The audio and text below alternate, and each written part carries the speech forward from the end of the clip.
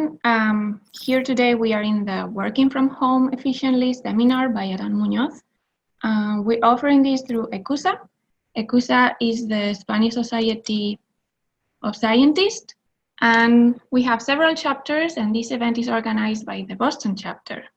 For those of you who don't know who we are a non-profit organization that was created in 2014, and we run exclusively by volunteers. We have 6 other chapters, and we basically promote science and technology around the USA by different events, by sharing experiences, helping new Spanish people here, etc.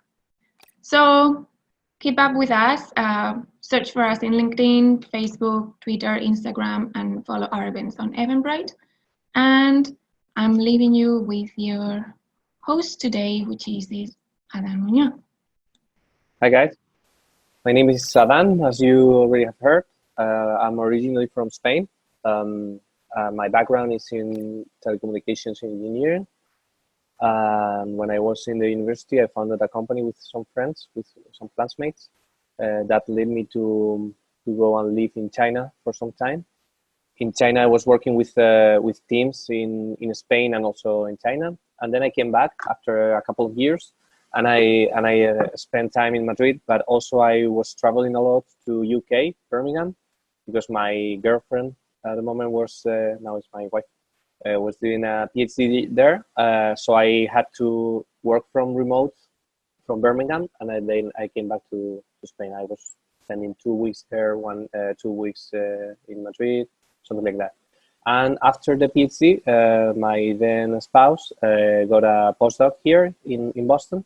So we moved here to almost 3 years ago, and I started working in a different company, in MásMóvil. MásMóvil is a communication operator in Spain, and I'm the deputy CIO there. I'm in charge of setting up methodologies, ways of working of all of the teams in the company. And we are now leading an initiative about digital transformation within the company. We are trying to help professionals to get into new technologies to confront the work in a different way on a daily basis.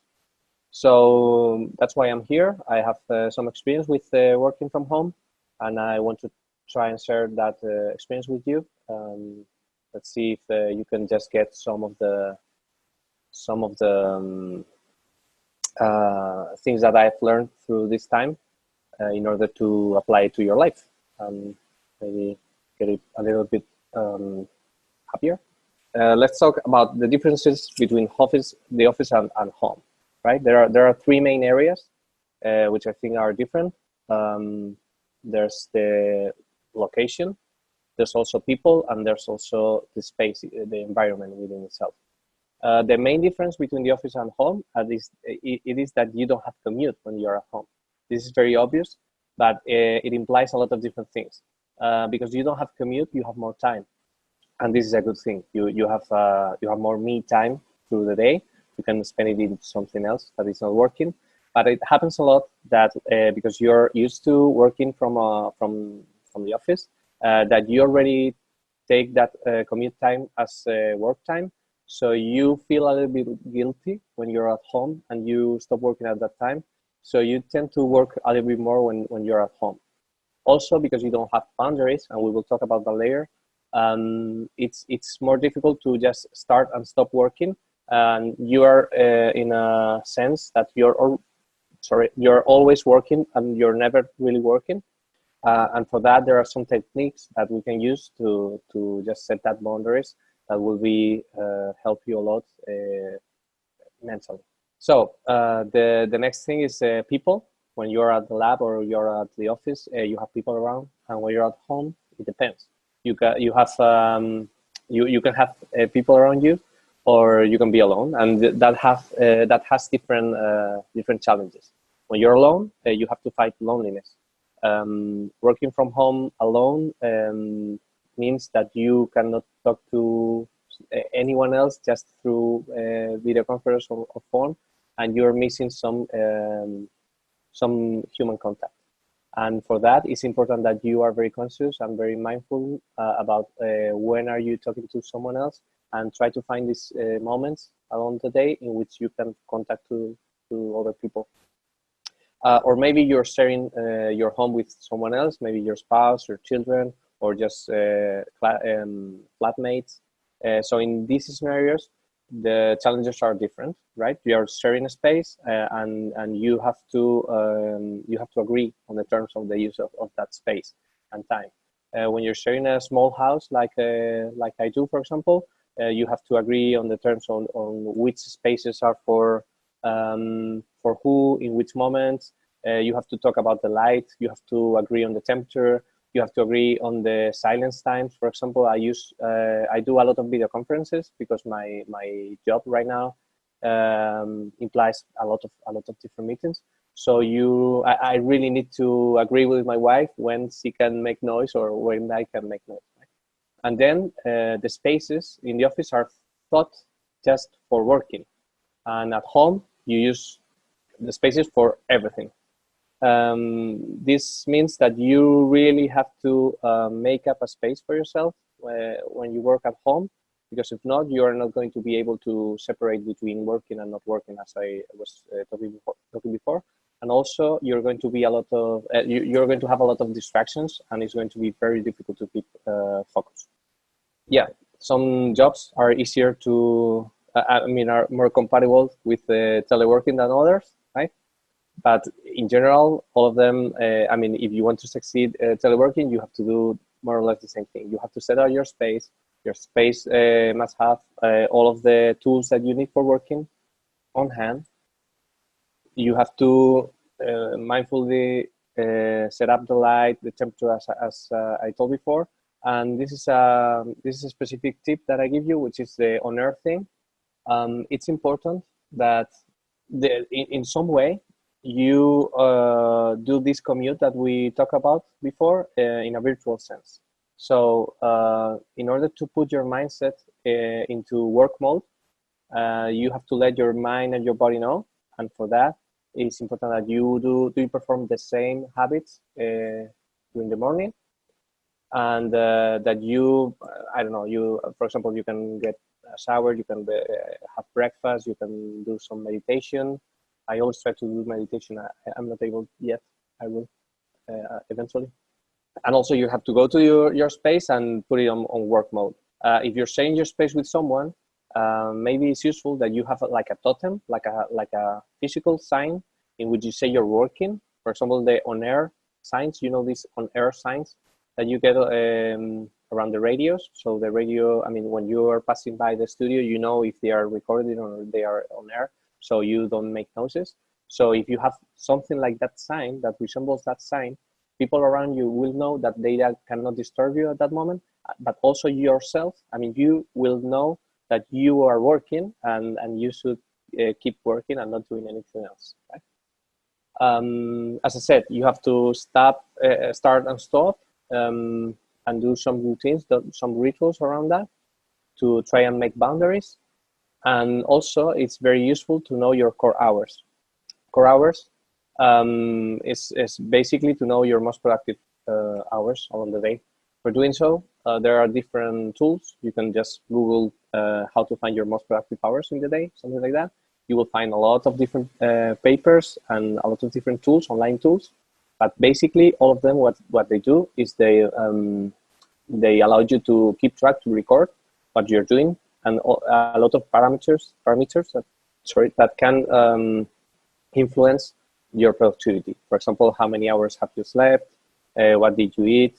What's your energy level? What's your productivity? So with that information, within 2 or 3 weeks of data, you can analyze yourself and try to find patterns. And with that, you can tweak a little bit your schedule and decide on working on different hours that you're working right now.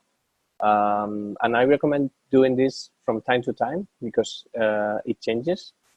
When I was younger, I used to be more productive during the night. For example, I worked a lot late hours, but right now I am a very early bird. I wake up very, very early. It's also because I work with people in Spain. So the earlier I get to work, the more time I have with the people in Spain. But apart from that, I also feel that I am very proactive when I'm in the morning. Right? So let's talk about specific productivity tips. If you have to get just one thing about productivity tips today, if you just go back to your life with just one idea, is this one. That is, at the end of the day, you prepare the next work day. This is life-changing. It sounds very simple, right? It sounds very small, but it's a life changer. Why? Because we tend, or at least I tended before in the past, I used to prepare the day first time in the morning. So I just went to work at home or wherever, and I just sit down and I thought, what do I have to do today, right? What do I have to accomplish?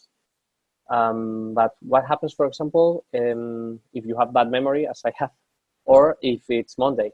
Normally, you spend a lot of energy and time trying to remember what were you doing on Friday and what do you need to continue today. Or what if you're coming back for holidays? That's even worse, right? Also, writing down whatever you need to do the next time you're going to work, it helps you a lot to disconnect. When you write down whatever you need to do next time you're working, you are letting your mind be free of that. You are not going to be worried that you're going to forget something, so you won't be reminding yourself again and again when you're watching Netflix or you're playing games with friends or doing whatever. Oh, I cannot forget that I need to do this and that or whatever. So for this virtual commute, when you're commuting back home, so in this sense, it's very important. It's a very powerful tool. Also, there's a podcaster, a Spanish podcaster, which is called Berto Pena. Berto Pena talks about productivity. I highly recommend it. And he says that there's this specific task that you have to perform every day, and that's your main task. It changes, of course, from time to time, but this is called the rock, and it's the task that if you wouldn't do anything else during the day, you still have earned your salary, right? So he recommends to do the rock first time in the morning, because he says that along the day changes a lot. So you really can try and do some things along the day, but that the day goes changing, and maybe you never accomplish what you thought. So it's better that you put the rock, which is the most important part, at the beginning, and then you get on with the rest of the day. And for doing that, I recommend to set up one-person meetings. One-person meetings, for example, in my reality, in which I have a very huge team, and I have a lot of meetings. We share calendars, so we know the availability of each other. So I book time for myself. I book time for having lunch, for example, and also I book time just to think. So I book meetings with myself, and during that meetings, I perform the rock, or I just think about something that I have to do, and I really keep focus on that time.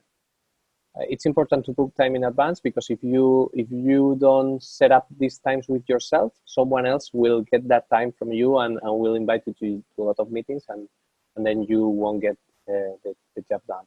For accomplishing that tasks, another interesting tool is Pomodoro.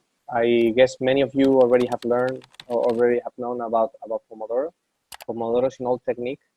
I don't remember the Italian guy that thought of it.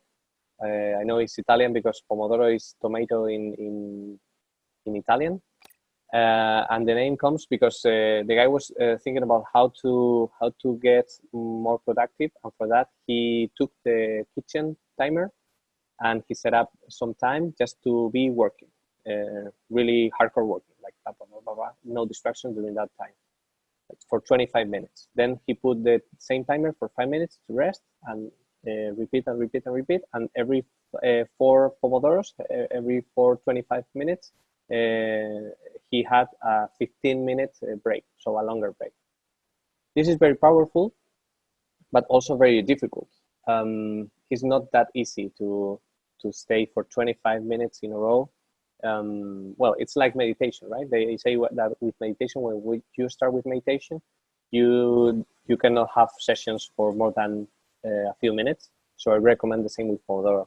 In Pomodoro, we have different tools. For example, online, I can show you this one. This is Tomato Timer. This is a free tool that you can find online. Just look for Tomato Timer, or maybe we can pass later the links to everything. And in here, you can just start your Pomodoro, and you will get a notification when this is done. So you can focus on whatever you're doing, and then later you will have the 5-minute break. It's you can configure this, so you can go here and you can select the sound that you want. You can select the volume of the sound, and also how many minutes between things.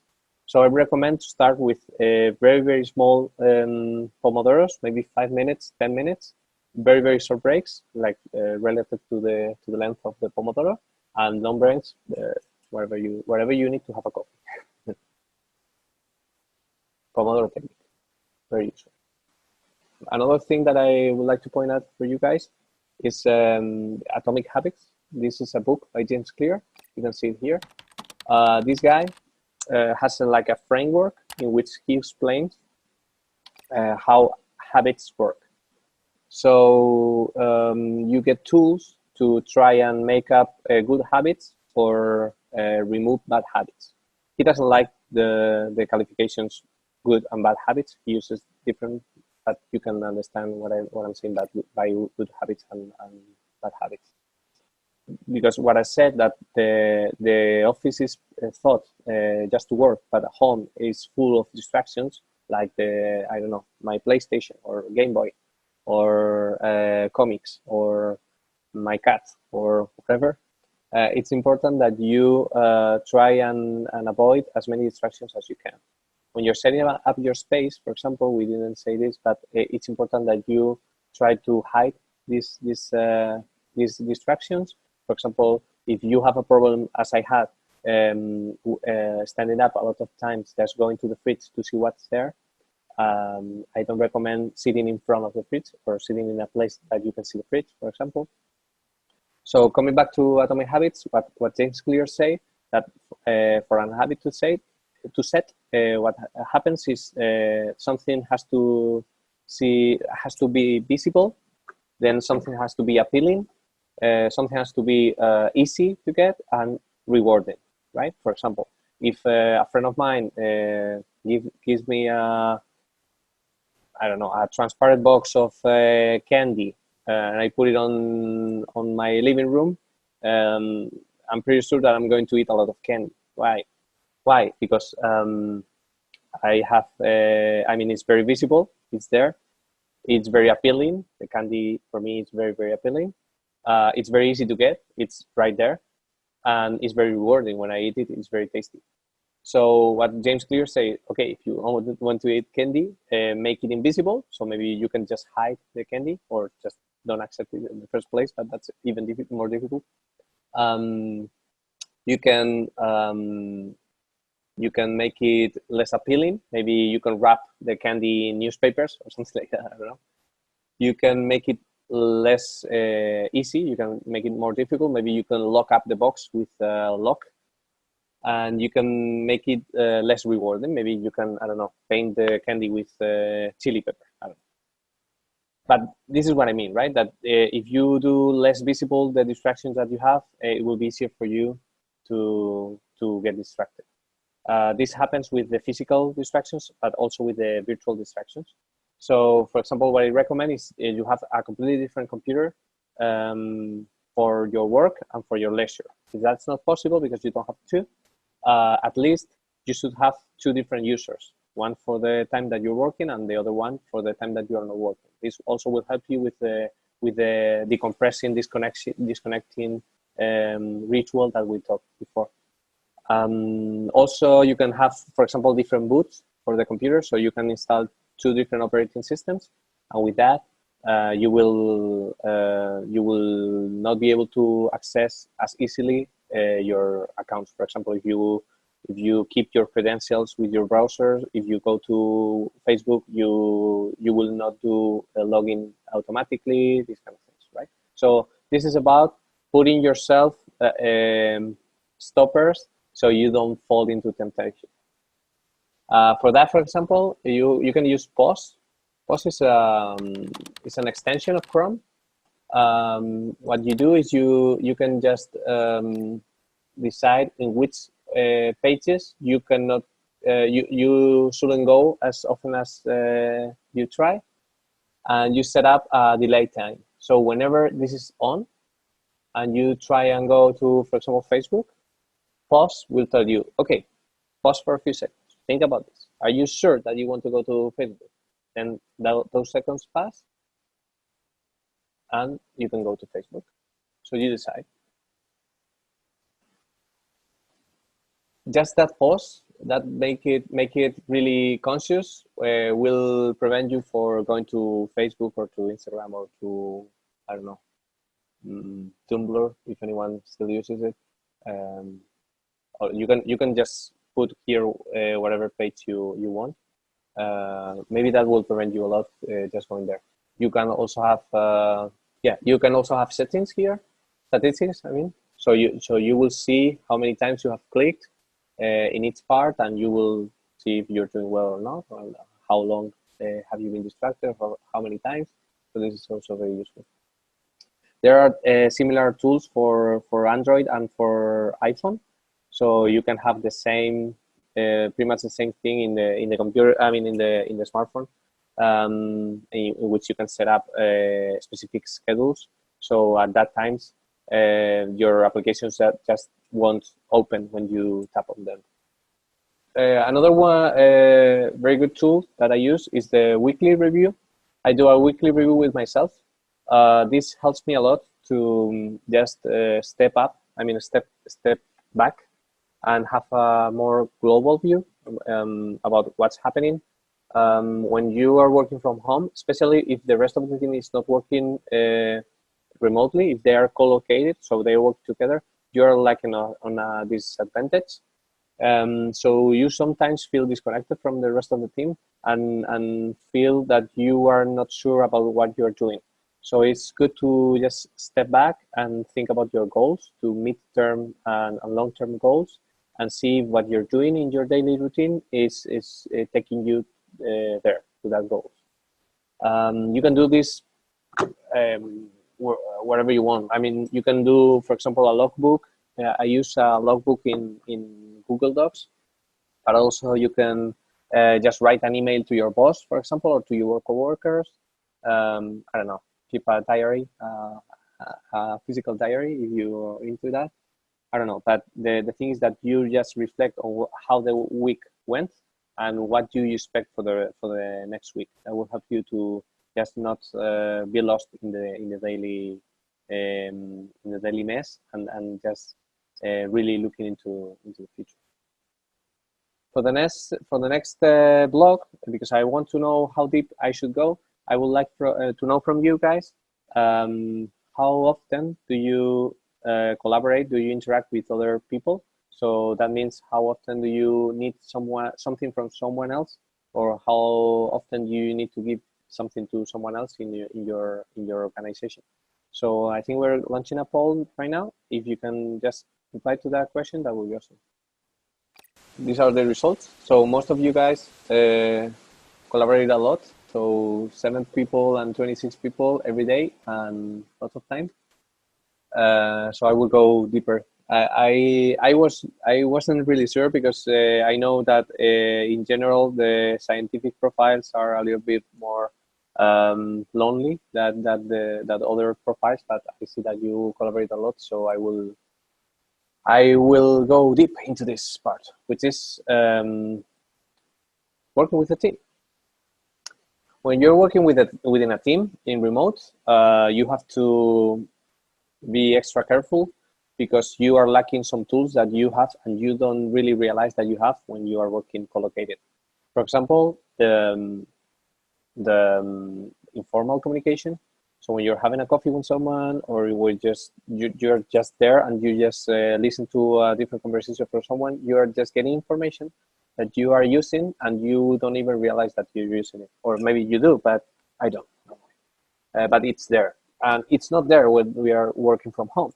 So to try to avoid that, and not to avoid, but to complement the information that you have to trust your tools. What does this mean?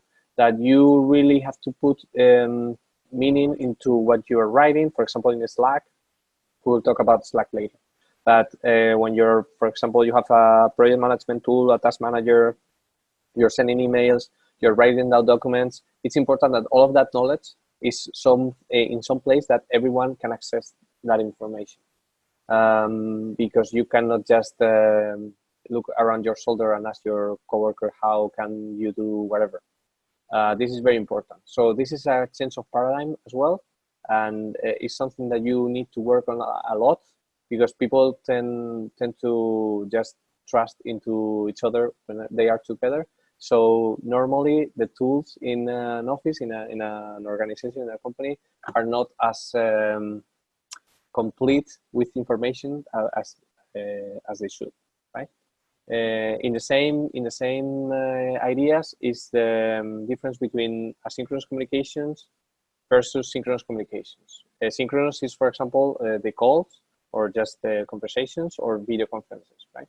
And asynchronous conversations are emails or direct messages, like through WhatsApp or through Slack or Hangouts, wherever you are using. It's very important, of course, that you rely on asynchronous communication when you're working from remote. This is especially important if you're in different time zones. For example, I have a difference of 6 hours with Spain. So lots of times when I'm working, people in Spain are not working anymore. So they will resume working next day. So I will have to write down everything for them if I need something from them. For that, it's important that, I mean, and this is not just important because of this. It's important because if you use asynchronous communications, you are letting the other person decide when that person is going to be interrupted by your requests or your information, right? If you just call someone, he will have to, I mean, if they pick up the phone, they will have to left whatever they're doing and just being with you. But with asynchronous communication, you just give the information and let the other person decide when is the right moment to do that. We'll talk about a little bit more about that a little bit more later, because we will see Slack as an example. Also, it's important that you share calendars for availability. One of my main pain points is when you have a conversation through email or through Slack, and you say, "Hey guys, let's meet. When can we meet?" And then you start seeing messages. "Okay, I can do on Friday. I can do this day or that day. No, I remember that I cannot do that. Oh, I just..." So trying to avoid that, you can use just a calendar. I guess pretty much all of us will use a calendar already. We will find out later. So you just share your calendar. People will know that you're busy or you're not busy. You don't need to share all of your details, just your availability.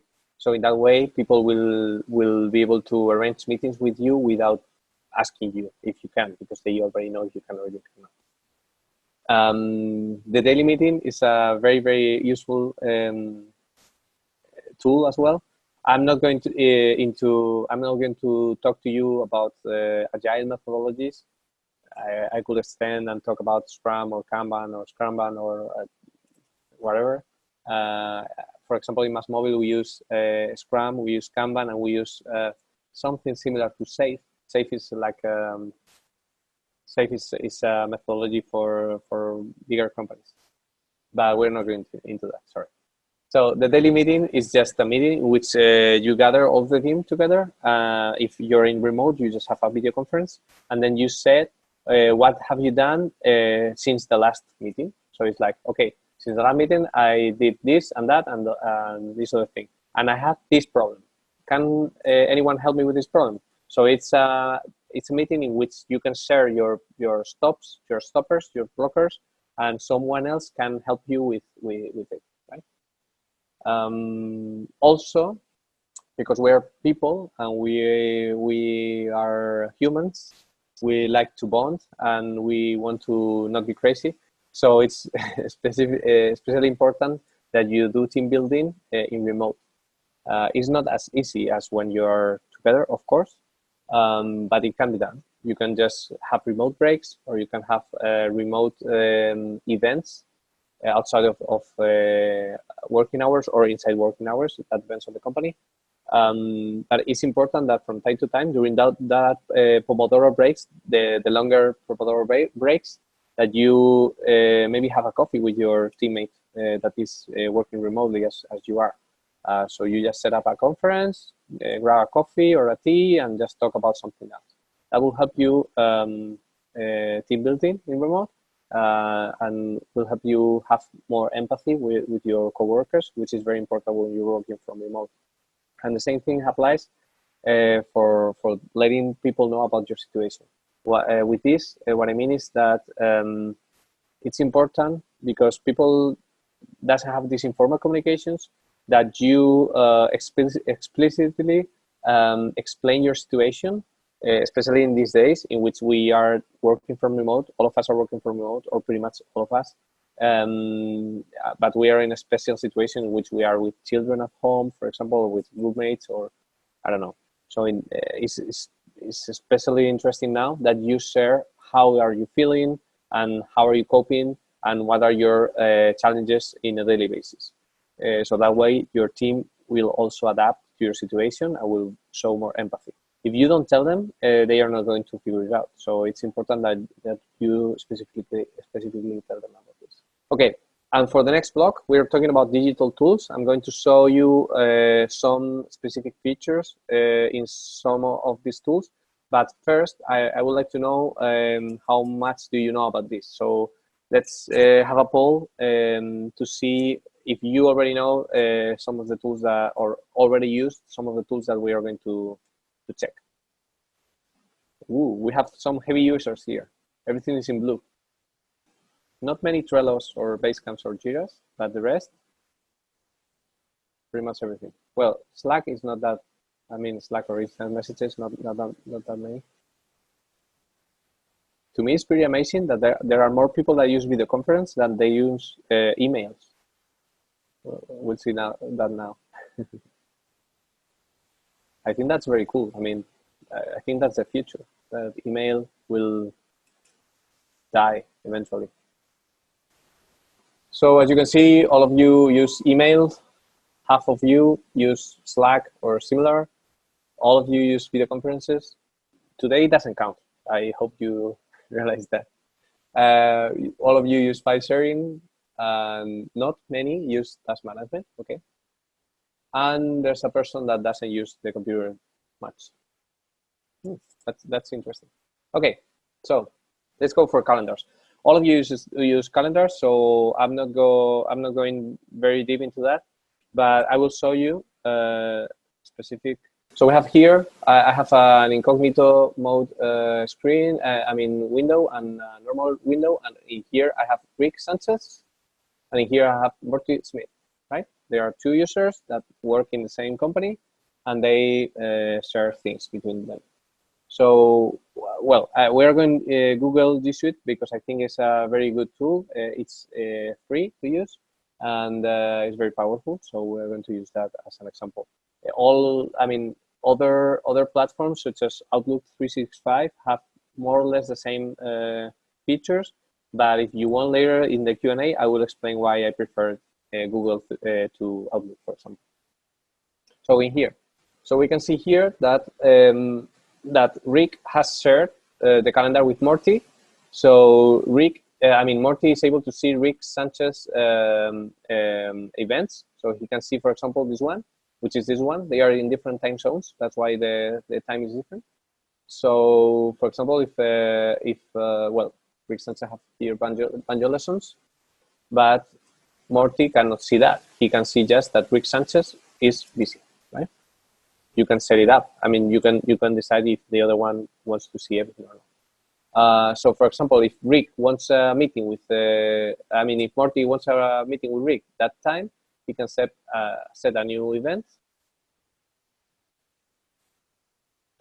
He will invite Rick here.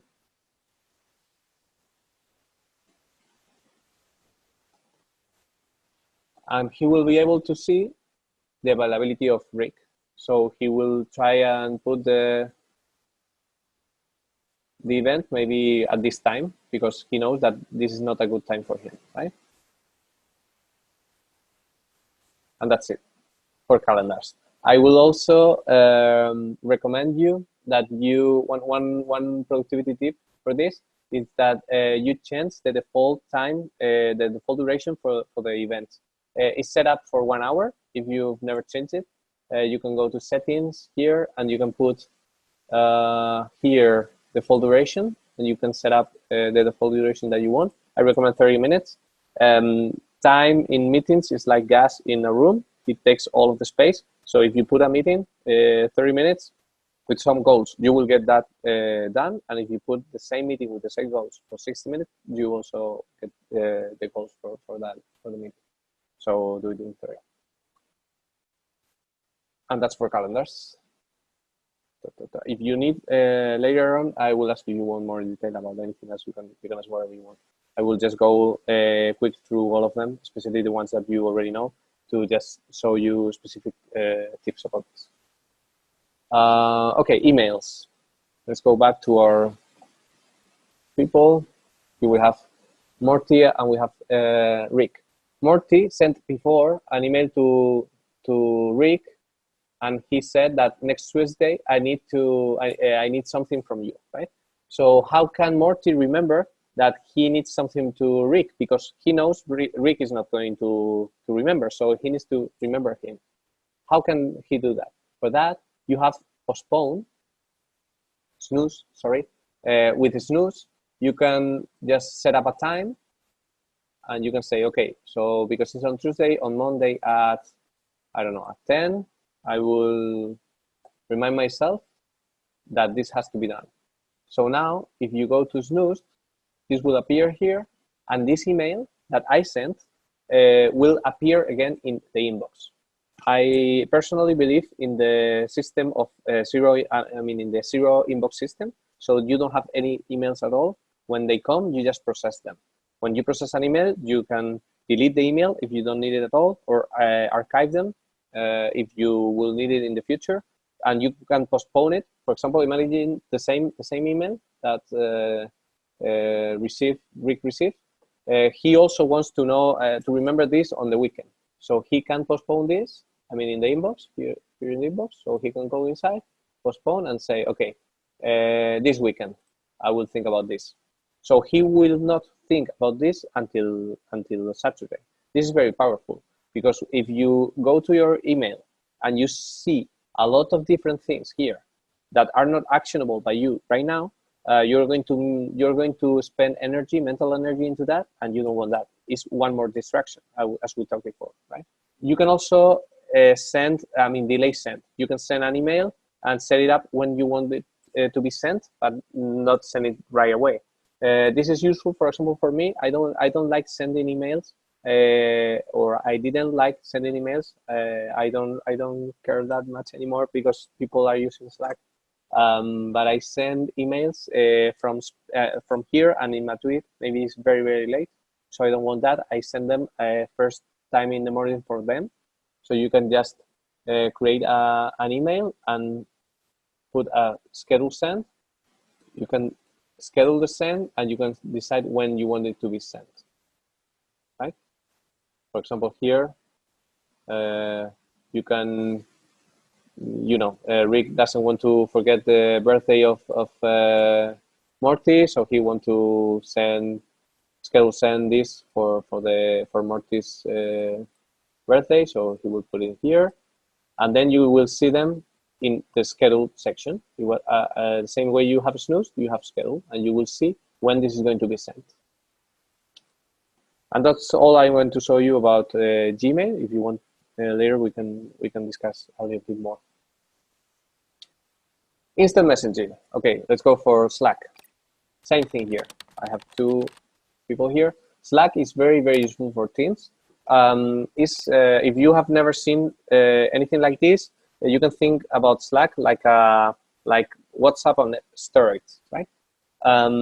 It's WhatsApp in the sense that you can communicate directly asynchronously, but you can have different channels. So you can generate different channels for different topics if you want to discuss about different things, and people can join that channel. You don't need to put people there. People can see the public channels and join them if they are interested in that topic.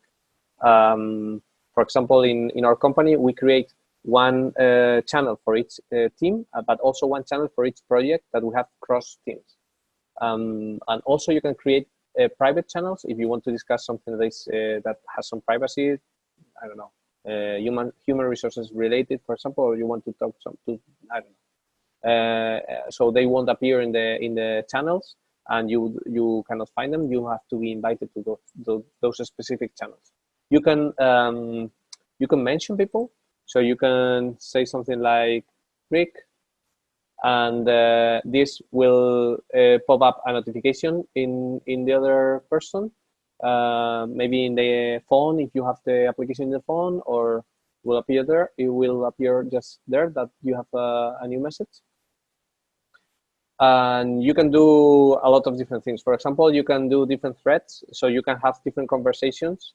For example, in these situations in which Morty has asked me a lot of different things, if I want to reply to this one, I can just start a new thread and say, okay, I put them on the entrance.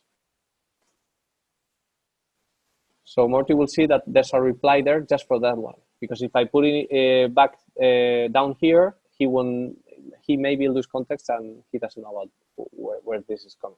Right? You can also, in Slack, you can do more things. For example, you can set up reminders. So this is something similar to the snooze thing that we already have seen.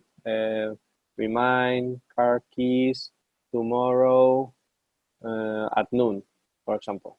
So Slackbot is very smart. It's a bot which is in Slack, and you can set up different. I mean, he understands human language, so you can say at noon, or you can say at 12:30, or you can say in 2 hours, whatever you want. He will understand more or less. Also, for example, in Slack, well, I think that's all for the features. I will just say that it's important that you remember that this is asynchronous communication. What does this mean? It means that you don't expect the other person to reply to you immediately. Because if you expect that, you're missing the point of Slack, which is having asynchronous communications between teams. Asynchronous communications, as we said, are very, very useful for teams because you are letting the other person decide when they are going to be interrupted. You are not interrupting, and that's the difference. So, for example, it's not a very good practice to say something like "hello," and then wait to their person to reply with "hello," and then you just ask the question. Instead of that, you should say something like "hello, where did you put the keys?" Right? In that way, you're just letting the other person know what do you need. If this person reads this message in 3 hours or tomorrow, he will be able to reply. If he just gets an hello, he will reply back hello, and maybe you will see it in 4 hours, and that doesn't work. That doesn't work. If you want to know anything else about this, go to this page, knowhello.com. They will explain better than I do, but you get the point. Okay, and we will go for video conference. I'm not going to explain Zoom. I'm not very expert using Zoom. I use a different tool in my company right now. I use WebEx, which is from Cisco. I also used a lot of Skype, of course, as a lot of people. And I have used Zoom, but not not lots of times. So instead of that, I'm going to talk about video conferencing in general. For video conferencing, it's very important, first of all, that you are dressed. That may sounds silly, but it's also important for the ritual that we talked before, that you have to get into work mode. So first thing in the morning, you get the shower, you do whatever you want, and then you dress up for working. If you work in your pajamas, you will never really feel that you're working. So it's important that you do that. And also, if you have video conferences, it's a little bit better that you have video conferences with a t-shirt than with a pajamas person. Also, that you start muted and you keep muted as long as possible. When you're not talking, you should be mute, because that way you will not add noise to the conversation. One of the most difficult things when you're doing video conferences, or the most difficult thing, is to keep turns when you talk. So if you're muted, it will be easier, because you will see if someone gets unmuted, that means that he wants to talk. So that will ease things a little bit. Also, it's important that you keep your video on in general. That's important because you will feel closer to the rest of the people, and people will empathize with you more. Now, I must say that today is not very, in general, with this situation, with the coronavirus, this is not a recommendation that you should follow, because the network in general, internet, is really it's collapsing, because we're saturating the lines, because everyone is teleworking. So what I do recommend now is that you start your meeting with your video on, just say hello, start a conversation, and then turn off the video, and do the same when you're leaving. When you're leaving, you turn on the video, say goodbye, and then continue with your day. It's important that you don't say hi when you are entering a conversation. A video conference, you're late, because you will interrupt. And it's important, as in every other meeting, the things that are important in meetings, that you have a clear schedule, a clear agenda of what you want to achieve with the meeting, that the fewer people, the better, that you get to the point, that you're punctual, and when you finish, you have your next actions clear, and you summarize with people, right? And this is for meetings in general, that this is not for specifically for video conferences. Okay, so let's go to document management system. When you're working alone, it's also important, because you want to keep track of all of your information and documents, but it's even more important when you're working with someone else within a team. Google has Google Drive for that, and you can share very easily with other people. For example, here, Morty is going to share with Rick. So you just do something like this. And he can edit. Okay, so we will send. And doing this, at some point here, Rick will have access to that file. So we can go to share with me. And this will appear eventually. Okay, here it is. So this and these files are the same, exactly the same. They are not copies or anything. This is very, very useful. Nowadays, people that doesn't use a document management system, they use, for example, _v27 to say that this is a 27th version. This is very unhealthy, because you lose the origin of truth, which is called. That means that sometimes, for example, you send an email with an attachment with a file, and maybe they modify this file and send it back to you, but you keep working on that file. Then to merge these changes, for example, or to know which one is the good one, is very difficult. And when you modify anything, you have to send it back. So this is a mess. The proper thing to do is this, in which you have files that you can share, and you have directly you have links. You send the links in the emails instead of the files themselves, and then you can work together. So I can open the same file in different different people, in different computers or whatever, and whatever I do here, the other user will see the change automatically and instantly. So if I put here, I don't know, fuel.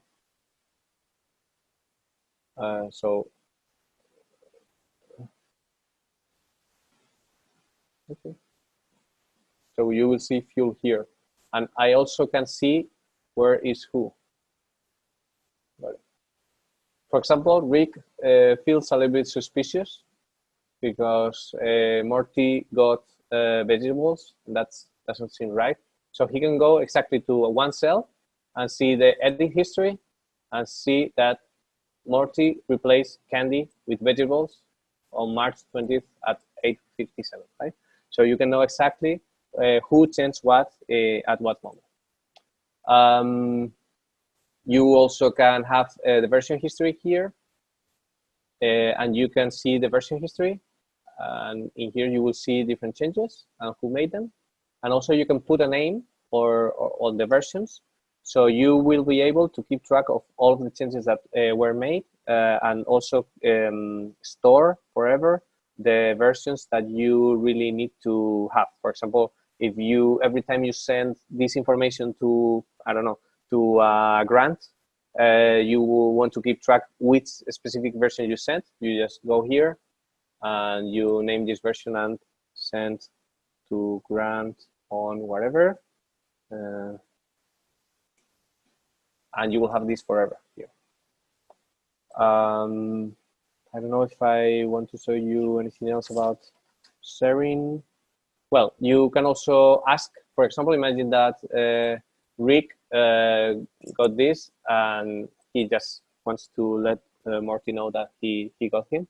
So he can put a comment.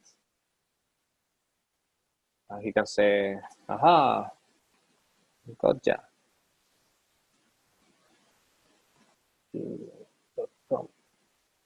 And you can assign it as a task or just mention someone. So when you do this, Morty will get an email even about this comment. So he will be able to act on this comment and maybe resolve it.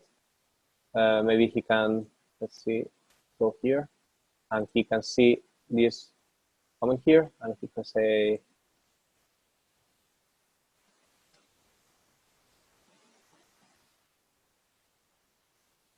for example, and then resolve, right? And this happens in real time. So it's very useful when you're sharing something with someone and you are working. Also a good practice is that you work on the document and you are doing a video conference meanwhile. You don't need to share the screen because you can see it in real time. Right? Okay, and last but not least, and then we will go to Q&A. We will see the document management. The task management. I'm not going to extend a lot because we are already a little bit late, I guess. I'm not in a hurry and I am at home, so I'm fine. I mean, for you guys. We are going to see what Trello is about. So Trello, well, if we go back to here, we have this to share events. We have this to share information in an old-fashioned way. We have this to share information, communicate in a more fluent way, with more flow. We have this to have synchronous communication because it's important from time to time. You have this to get documents and to get information stored and to have the origin of truth. And you have this to keep track of the work that is being done. You could be keeping track, maybe having lists of things in the document management system, but for task management, there are specific tools that are very useful. I'm going to use Trello. At MassMobile, we use Jira. Jira is a very powerful tool. Jira is made by Atlassian, which is an Australian company, and they bought Trello not long ago. So eventually, Trello and Jira will merge into one single application, and you can notice that already in Jira. Jira is more like Trello already. So Trello allows you to create boards. You can see boards like this, in which you can create the columns that you want. You create cards inside these columns, and that's it. It's very, very flexible. It allows you to implement boards for agile teams. So if you're working in Agile with an Agile methodology, you can use it, but you can use it for whatever you want. The main thing here is that this normally means that they are in different status, and you can pass one card to other column to resemble that change in the status. For example, we can create a new one. We can create more stuff. You can here put to do, you can put in progress, and you can put done, and then you can create things that you need to do, right? What to do, I don't know, buy toilet paper, right? So when you're going to go buy toilet paper, you can put it on in progress. When you bought them, you can put it on done. This is something like a checklist, but with a lot more of features. For example, you can add checklist for subtasks. So you can say decide how many roles, decide store, whatever, and then you can click when you are accomplishing each of them, and you can see the track here. You can also assign this to other person, because you can share boards within a team. You can set up a due date. You can set up a lot of different things. Images. You can set up attachments. You can put links for files that you have in your OneDrive or in Google Drive. So you have different options here, and you enrich a lot the cards that resemble wherever you want. And you have a lot of templates that you can use. So if I go here, you will see that there are a lot of already made boards. For example, imagine that we want to go on a holiday, personal, holiday, one. Okay, you want to plan your wedding. Then you go and use the template, and you can decide if you want to keep the cards, which are examples or not. Today we're going to use it because we are going to, it's easier. And we are going to share with a team, which is called Adventures in Space, which is shared with the other person with Monkey. And then when you create it, and then you have the board at some point, okay? For example, to plan a wedding, so you have things for more than 1 year, you have things for this year, you have things for less than, I don't know. I plan my wedding in 2 weeks, so I don't really relate to this board, but you get the point, right? You have a lot of different things that you can do, and this is not very pretty. Maybe you can use a different one. For example, you see here. So the point is that you have a place in which you can share the tasks that you are doing, and this is useful for yourself, or this is useful for a team. It's a very good practice that your weekly meeting with your team is around this board. So you have a board with all of the tasks that you're doing, and you just say how is it going with every single card. You can assign. You can assign, as I said, different. Sorry. You can assign different tasks to different members. So they will get, as well, they will get, you can see here Morty. So you will get notifications. You will see those in your board. You can filter here for your team. Here, which ones. So you can do pretty much everything that you expect from a tool like this. And it's very, very useful for keeping track of how the work is being done. And with this, I think we've reached the Q&A part. So if you, thank you for your time, first of all. If you have questions, I hope you do. If you haven't got sleep yet, maybe we can have some questions. And raising the hand, we will unmute and we will try and replay. Hi, hello. Hi. I didn't get that part of not being a stopper. I feel like it's a very negative thing, but I didn't get why you are a stopper and how. I'm so sorry. I don't think I explained it. I just skipped it.